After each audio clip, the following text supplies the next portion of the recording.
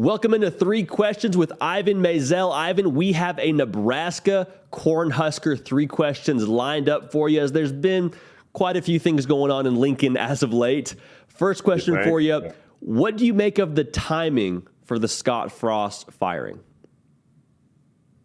JD, I was stunned by the timing because money is money is money. And you can save $7.5 million by waiting two games going to October 1st, excuse me.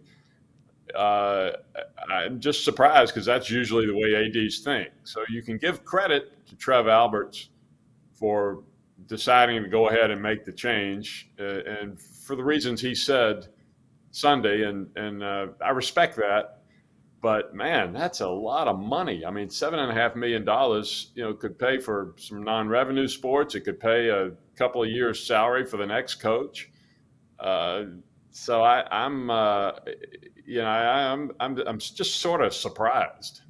Yeah, $7.5 million is no small chunk of change. And like you said, maybe that was just sort of the last straw, losing to Georgia Southern in the fashion they did. But for Scott Frost to be out after that game, as a Nebraska fan, I think you got to feel like, okay, our administration is showing a sense of urgency and they want to get this done and they want us to get heading in the right direction. And so in some ways, you sort of applaud them for the sense of urgency. But again, $7.5 million is a lot to cut out for a few weeks of what it would have been for him to stay as the head coach. But staying on the topic of the head coach at Nebraska, who is in the early candidate list for you for that position?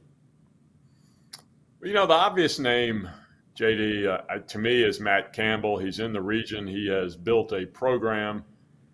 You made a great point this week. He's built not just a program, he's built a culture. And he hasn't won a lot, but he's won as much as anybody has ever won in Ames. And he comes from Mount Union. He comes from a history of winning.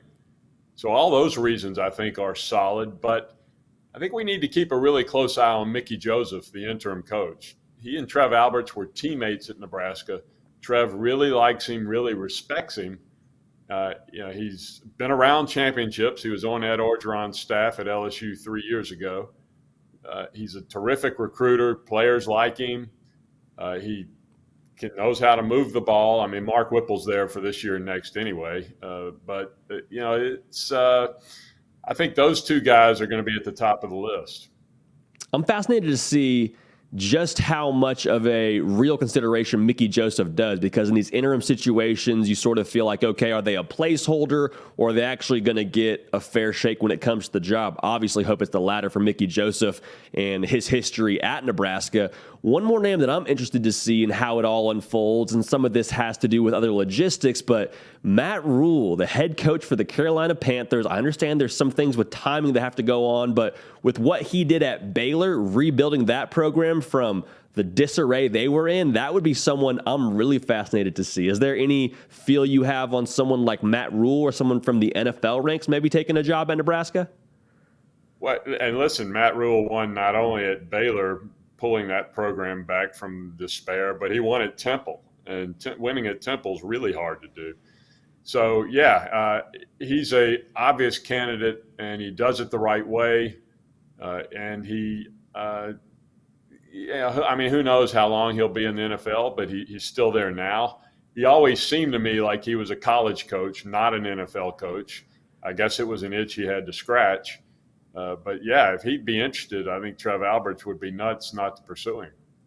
Without a doubt. Had a very brief period of my playing career being under Matt Rule for a short amount of time. And in terms of discipline, structure, the process, like he is that to a T. I think that'd be a really good fit for Nebraska. But looking to the future, because they still have a whole season to play, Oklahoma comes to town this week under a new head coach in Mickey Joseph, and kind of having the looming possibility of, is Scott Frost going to be our coach? Is he not going to be our coach? With kind of that pressure bubble burst, is there a chance we see a much improved Nebraska with the stakes feeling like they're a little bit lower with no more Scott Frost at the helm? That's an interesting way to put it. They haven't played terribly. They moved the ball, haven't been able to stop anybody.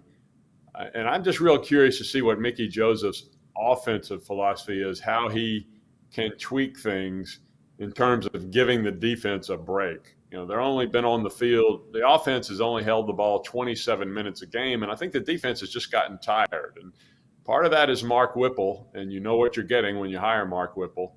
And they move very fast, and that's one of the problems that can crop up. So how does Mickey Joseph handle that? Can he get Mark Whipple to tweak it? Does he think that's the way to go? And would that be enough to help that defense? So that's be interesting to see Saturday.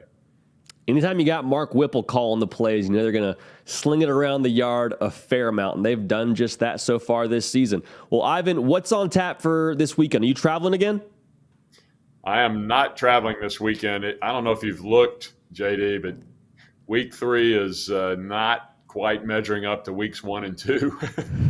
It's always the quiet ones, right? We'll see a fair amount of shakeups and upsets, and just when we think there's not much going on, right, just sneaks up on us. But I'll awesome. be at Sony Stadium, yeah.